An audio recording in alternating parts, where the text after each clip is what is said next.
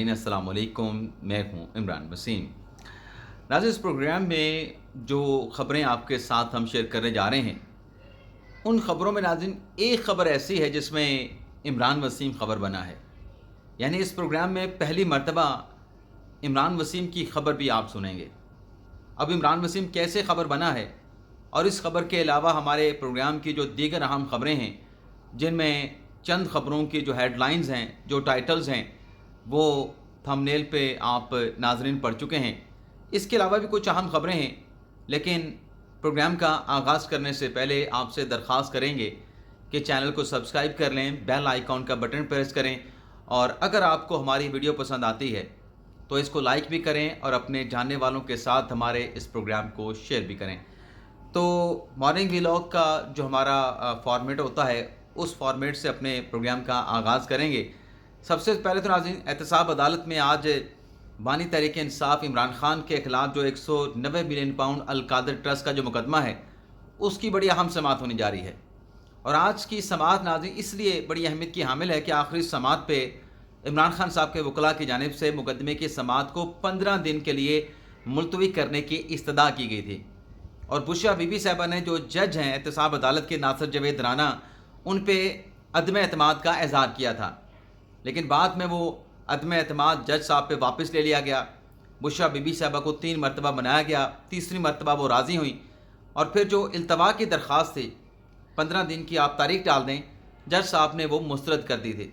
तो आज देखते हैं कि इस केस में PTI के वकला की जानिब से जो उनकी बज़ाहिर लगता है कि हिकमत अमली है कि अब इस मामले को प्रोलॉन्ग करना है, आज कौन सी नई दरख्वास्त आती है। इसके अलावा नाज़रीन, साइफ़र केस की आज इस्लामाबाद हाई कोर्ट में अपीलों पर समाअत होना है और आज की समाअत में जो कल आमिर फ़ारूक साहब को और जस्टिस मियां गुल हसन औरंगज़ेब साहब के जो सवालात थे कि कैसे कंपेयर करेंगे। आप कहते हैं कि इमरान खान ने साइफ़र का जो मतन है उस पर सियासत की, उसके साथ हेर फेर किया, लेकिन कैसे पता चलेगा जब तक जो साइफ़र है उसका मतन हमारे सामने नहीं होगा। हम कैसे मवाजना करेंगे कि इमरान खान ने क्या कहा और उस मतन में क्या लिखा हुआ था।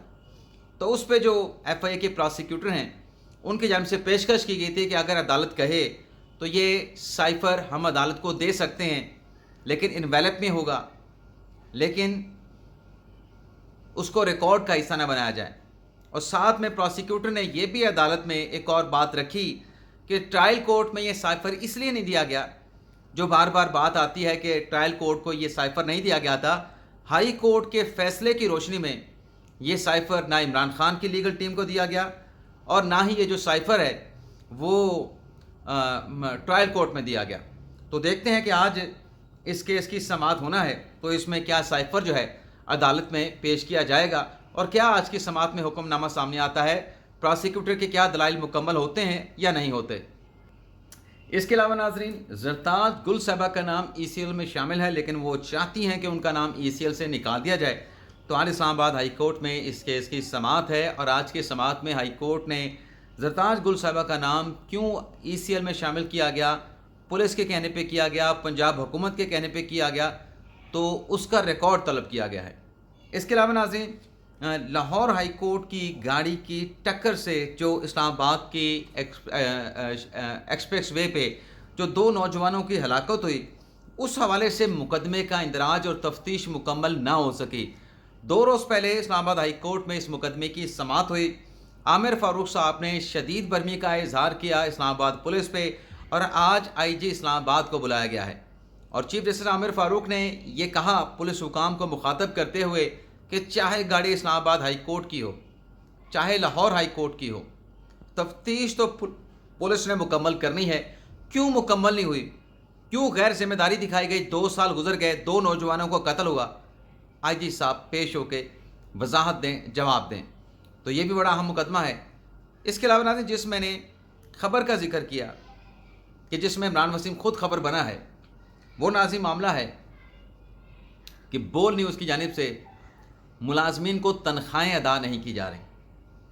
इस पर नाज़रीन मैंने काउंसिल ऑफ कंप्लेंट में एप्लीकेशन दायर की कि मेरी तनख्वाहें अदा नहीं कर रहा बोल, अक्टूबर से तनख्वाहें अदा नहीं कर रहा, तो मेरी तनख्वाहें लेके दें। लेकिन पैमरा ने اور کونسل آف کمپلینٹ نے جو کہ پیمرا میں کونسل بنائی گئی ہے کوئی ایکشن نہیں لیا. اور افسوس کا مقام ہے ناظرین اس میں آپ دیکھیں کہ حکومت بھی آئی ہے, حکومت نے بھی بول نیوز کے ملازمین کی تنخواہوں کی عدم ادائیگی پہ کسی قسم کا ڈائریکشن یا حکم جو ہے یا پیمرا سے کہہ کے بول کو ادائیگیوں کا کچھ نہیں کہا گیا. حالانکہ نون لیگ کی حکومت پی ڈی ایم کی حکومت یہ قانون پاس کر کے گئی تھی کہ 2 ماہ کے اندر کوئی ادارہ میڈیا یعنی الیکٹرانک میڈیا کا ادارہ تنخواہیں ادا نہیں کرے گا ملازمین کی تو اس کے سرکاری اشتہارات روک لیے جائیں گے. کونسل آف کمپلینٹ ان کے خلاف ایکشن لے گی, سفارشات دے گی, لیکن کچھ نہیں کیا حکومت نے. سب پتہ ہے حکومت کے, انفارمیشن منسٹر کو بھی پتہ, لیکن کسی نے ایکشن لے لیا. اور اس پہ ناظرین وہ ایک مثال ہوتی ہے نا سونے پہ سہاگا, یہاں پہ وہ مثال تو فٹ نہیں ہوتی, لیکن پیمرا بھی نہیں کیا, کونسل آف کمپلینٹ میں بھی نہیں کیا, مطلب بول نے تو تنخواہیں ادا نہیں کی. اس سے بڑھ کے ناظرین جو کونسل آف کمپلینٹ کا رول تھا کہ میں نے فروری کو ان کو درخواست دی کہ میری تنخواہیں لے دیں, 3.5 ماہ کونسل نے گزار دیے, پیمرا نے گزار دیے. یعنی قانون میں 2 ماہ کا ذکر الیکٹرانک میڈیا آرگنائزیشن کے لیے کہ آپ 2 ماہ کی تنخواہیں نہیں روک سکتے, آپ کو ادا کرنی ہے. اور پیمرا کو ہے کہ 2 ماہ اگر کوئی چینل ادا نہیں کرتا آپ نے اس کے خلاف ایکشن لینا ہے. لیکن اگر کونسل آف کمپلینٹ اور پیمرا بھی 4 مہینے 3.5 مہینے وہ درخواستیں لے کے بیٹھ جائے کسی چینل کے خلاف ملازمین کی, تو پھر ملازمین کہاں پہ جائیں. تو میں نے اس پہ آج اسلام آباد ہائی کورٹ میں پٹیشن میں نے دائر کی تھی. آج ہائی کورٹ میں اس کی سماعت ہونی ہے. چیف جسٹس عامر فاروق صاحب سماعت کریں گے. اچھے کی امید ہے انشاءاللہ انصاف ہوگا. اس کے علاوہ ناظرین ویسے آپ کو بتا دیں کہ صرف میرا کیس نہیں, کئی ملازمین کی تنخواہیں بول نیوز ادا نہیں کر رہا, کئی مہینوں کی تنخواہیں نہیں ادا کر رہا, ملازم میں بول نیوز کے. اس کے علاوہ ناظرین کل ایک اور خبر, رؤف حسن صاحب جو سیکرٹری اطلاعات ہیں اپنا پاکستان تحریک انصاف کے, ان پہ خواجہ سراؤں نے حملہ کیا. اس سے پہلے اینکر سمی ابراہیم پہ خواجہ سراؤں نے حملہ کیا تھا. اس حملے کی ناظرین مذمت بھی کرتے ہیں, افسوسناک ہے اور یہ ظلم ہے جس طریقے سے ان کے ساتھ کیا گیا. اتنا گہرا زخم بلیڈ کے ساتھ کے 19 ٹانکے لگے, تو اس کی مذمت بھی ہے, افسوسناک واقعہ ہے. اور رؤف حسن صاحب کو پی ایف ہاسپٹل لے جایا گیا, وہاں پہ ان کو جو ہے وہ میڈیکل ٹریٹمنٹ مہیا کی گئی. اب جو پولیس ہے اس معاملے کے مختلف اینگل سے انویسٹیگیشن کر رہی ہے. سی ٹی وی فوٹیج بھی حاصل کی جا رہی ہے, اس کے ساتھ ساتھ جو سیف سٹی کیمرے ہیں اس کی فوٹیج بھی حاصل کی جا رہی ہے, اور ناکہ بندی بھی کی جا رہی ہے, اور باقی جہاں سے وہ گئے ہیں گاڑی پہ بیٹھ کے اس کا بھی جائزہ لیا جا رہا ہے, اس ویڈیو کا بھی جائزہ لیا جا رہا ہے. تو اللہ کرے گا انشاءاللہ لوگ پکڑے جائیں گے. اگر یوسف رضا گیلانی کو دھمکایا گیا بیٹے کے معاملے پہ, اس کا ملزم پکڑا گیا تو پکڑے یہ بھی جائیں گے انشاءاللہ. اس کے علاوہ ناظرین اگلی جو خبر ہے ناظرین وہ ہے ناظرین تحریک انصاف نے یو ٹرن لے لیا. اس میں 2 خبریں ہیں. ایک تو ناظرین جو نیب ترامیم کے خلاف فیصلے کے خلاف جو اپیلیں ہیں, انٹرا کورٹ اپیلیں وفاقی حکومت کی, جس پر سماعت آخری جب ہوئی تھی تو کوئی تاریخ نہیں دی گئی تھی, تو اب اس کی تاریخ آ گئی ہے کہ 30 مئی کو انٹرا کورٹ اپیلوں پر سماعت ہوگی. عمران خان صاحب ویڈیو لنک کے ذریعے پیش ہوں گے. پنجاب اور وفاقی حکومت ویڈیو لنک کے ذریعے عمران خان کی حاضری کے انتظامات یقینی بنائیں گے. لیکن ناظرین اس 30 مئی کی سماعت کے لیے خیبر پختونخوا حکومت نے ایک پٹیشن تیار کی ہے سپریم کورٹ کے لیے, جس میں یہ کہا گیا ہے کہ 30 مئی کی سماعت کی لائیو کوریج کی جائے, لائیو دکھایا جائے عدالتی سماعت کو, عدالتی کارروائی کو. اور اس سے پہلے بھی کے پی حکومت کہتی ہے کہ کمرہ عدالت نمبر 1 سے پروسیڈنگ لائیو دکھائی جاتی ہے, تو یہ امتیازی سلوک ہے اگر اس کیس میں عمران خان پیش ہوتے ہیں اور لائیو سٹریمنگ اس کیس کی نہ ہو. پہلے تو ناظرین اس کیس میں ابھی درخواست تو کے پی حکومت نے تیار کی, وفاقی حکومت کے وکیل مخدوم علی خان کے دلائل مکمل ہونے ہیں, پھر باقی وکلاء کے دلائل مکمل ہونے ہیں, پھر عمران خان صاحب کی باری آئے گی. اگلی سماعت میں بھی ہو سکتا ہے کہ پروسیڈنگ کے آخر میں خان صاحب کو کچھ بات کرنے کا موقع ملے.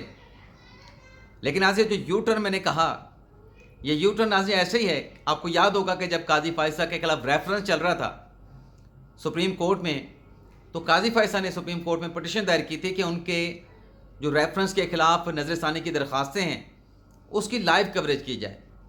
वो ये शिकवा कर रहे थे कि जो अंदर बात होती है बाहर मीडिया पे वो बात उस तरीके से रिपोर्ट नहीं होती, चीज़ों को ट्विस्ट किया जाता है, तरोड़ मरोड़ के रिपोर्ट किया जाता है, तो लाइव दिखाएं। तो ये इमरान खान साहब की हुकूमत थी, मरकज़ में मुखालफत की गई कि बिल्कुल लाइव स्ट्रीमिंग नहीं होनी चाहिए। ये लाइव स्ट्रीमिंग की मुखालफत करके कहा गया कि ये अगर हो गई तो न जाने कौन सा आसमान टूट पड़ेगा। वो जो बात होती है ना मकाफात अमल की, आज वही तहरीक इंसाफ कमरा अदालत नंबर 1 में कह रही है कि लाइव स्ट्रीमिंग की जाए। लेकिन बरनाज़ी लाइव स्ट्रीमिंग का फ़ैसला काजी फैसल साहब का नहीं, ये बेंच का फ़ैसला होगा। इसके अलावा नाज़रीन एक और अगली अहम खबर, फैसल वाडा साहब कल उन्होंने सेनेट में तहरीक इस्तेहकाक जमा करवाई है कि जस्टिस अतहर मिनल्ला ने मेरी साख को नुकसान पहुंचाया है, और फिर सेनेट में खिताब भी किया। अब इसमें फैसल वाडा ने कहा कि मैं अपने हर लफ्ज़ पे कायम हूँ, मिसकंडक्ट पे बात करना मेरा जुर्म है, मुझे फांसी लगा दें। और फिर उन्होंने कहा कि कुछ हवाले दिए कि लाहौर हाई कोर्ट ने PSL देखने के लिए VIP पासेस मांगे, और फिर उन्होंने बात की कि लाहौर हाई कोर्ट के जज ने अमेरिका में अपने बेटे के लिए प्रोटोकॉल मांगा, और फिर जस्टिस मोहसिन अख्तर कियानी के ख़त की बात की, और फिर उन्होंने कहा कि लोअर जुडिशरी ने भी मोहसिन अख्तर कियानी के ख़िलाफ़ ख़त लिखा कि मोहसिन अख्तर कियानी मातहत अदलिया पर असरअंदाज होते हैं। वैसे ना ये जिस ख़त की बात की जा रही है कि इस्लामाबाद की मातहत अदलिया ने चीफ जस्टिस आमिर फ़ारूक को मोहसिन कियानी साहब के ख़िलाफ़ लेटर लिखा है, हाई कोर्ट के रिपोर्टर ये दावे के साथ कहते हैं कि ऐसा कोई लेटर जो है वो हाई कोर्ट को रिसीव नहीं हुआ। लेकिन कल फैसल वाडा ने कहा कि ये लेटर 2 साल पहले लिखा गया था। 2 साल पहले ये लेटर जो है मातहत अदलिया ने मोहसिन अख्तर कियानी के ख़िलाफ़ लिखा था। अब पता नहीं किसका दावा सच्चा है, कौन क्या कह रहा है। इसके अलावा नाज़रीन अपनी उस स्पीच में फैसल वाडा ने कहा कि सस्ती रोटी को बंद कर दिया जाता है, बाइक देने पे हुक्म इम्तना आ जाता है, भुट्टो के ख़िलाफ़ क्या हुआ। और फिर उन्होंने कहा कि मोहसिन अख्तर कियानी जूनियर जजेस के हवाले से क्या कहते हैं, मेरी साख को अतहर मिनल्ला ने नुकसान पहुंचाया है। एक तो नाज़रीन ये मामला हुआ कि फैसल वाडा ने जज के ख़िलाफ़ तहरीक इस्तेहकाक जमा करवाई, और वो कह ये रहे हैं कि मुझे अतहर मिनल्ला साहब ने प्रॉक्सी कह के मेरी साख को नुकसान पहुंचाया है। इसके अलावा नाज़रीन जजेस की दोहरी शरीयत के हवाले से मौलाना फजल रहमान साहब की जमात की तरफ से एक जो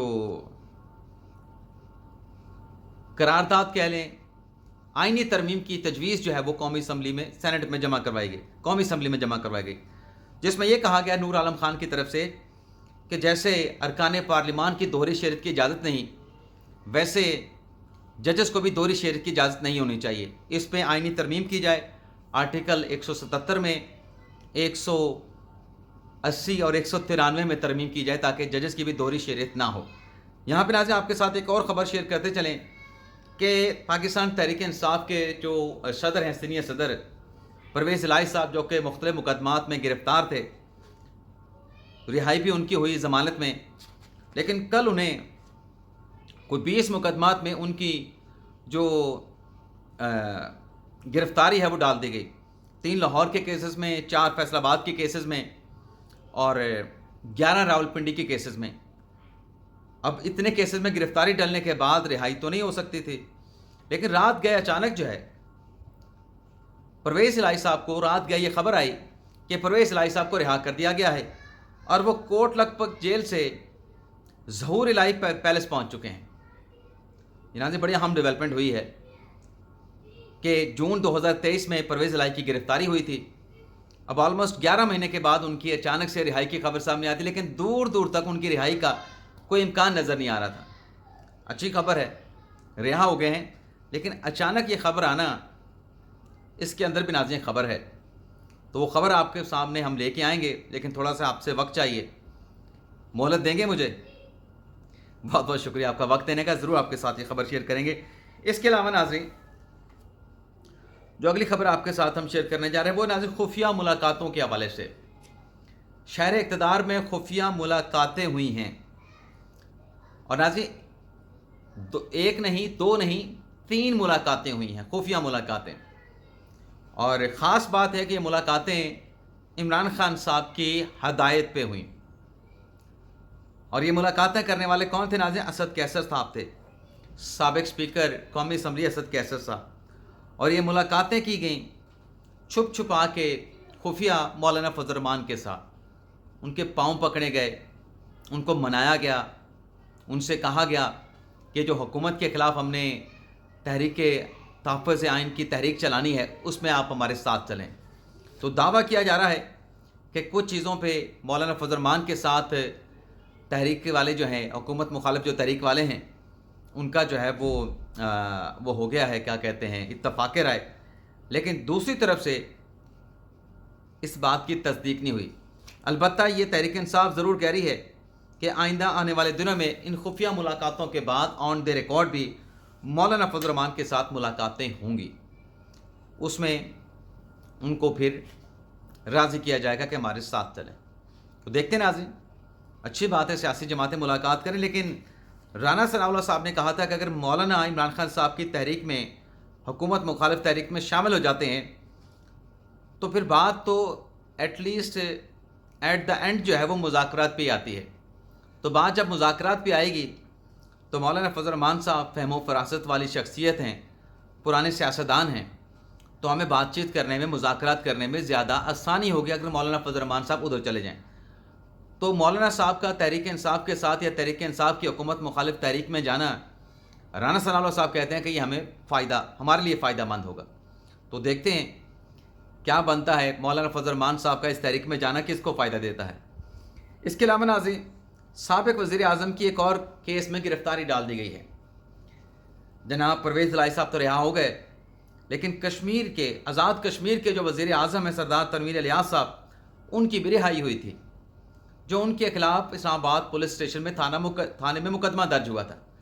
और वो रिहाई हुई थी जो मुद्दई थे टीपू सुल्तान, उनके साथ समझौता यानी सुलह होने पे। उसके बाद नाज़रीन, जब रिहाई होनी थी सरदार तनवीर इलियास की, जो कि साबिक़ रहनुमा भी हैं तहरीक इंसाफ के, तो FIA वालों ने सरदार तनवीर इलियास साहब को गिरफ़्तार कर लिया मुतलके थाने से। और ये डेवलपमेंट इसलिए हुई क्योंकि FIA का कहना है कि जो डिप्लोमेटिक पासपोर्ट था जनाब सरदार तनवीर इलियास के पास, वो उन्होंने वापस नहीं किया। तो कल सरदार तनवीर इलियास को पेश किया गया मुतलका अदालत में, वहाँ पर उनका 3 रोज़ का रोज़ा जिस्मानी रिमांड हासिल किया गया। और FIA का ये कहना था कि डिप्लोमेटिक पासपोर्ट पे जब परवेज़ इलाही साहब वज़ीर आज़म नहीं रहे थे कश्मीर के, तो इनको डिप्लोमेटिक पासपोर्ट इस्तेमाल नहीं करना था, लेकिन इन्होंने किया, ये बैरून मुल्क गए। लेकिन सरदार तनवीर इलियास के वकील ने कहा कि एक मरतबा इस्तेमाल किया डिप्लोमेटिक पासपोर्ट, वो भी सऊदी अरब के लिए। तो इस पर FIA ने कहा कि हमें इनका जिस्मानी रिमांड चाहिए, हमने इनसे वो डिप्लोमेटिक पासपोर्ट रिकवर करना है। तो सरदार तनवीर इलियास के वकील ने जवाब दिया कि अगर इस बात पे रिमांड लेना है कि तनवीर इलियास से डिप्लोमेटिक पासपोर्ट लेना है, तो ये ले डिप्लोमेटिक पासपोर्ट, जो कि इन्होंने कैंसिल भी कर दिया है। FIA ने कहा कि बिल्कुल हमने कैंसिल किया है, अब ये पासपोर्ट कमरा अदालत में दिखा के अपने जुर्म का एतराफ़ कर रहे हैं।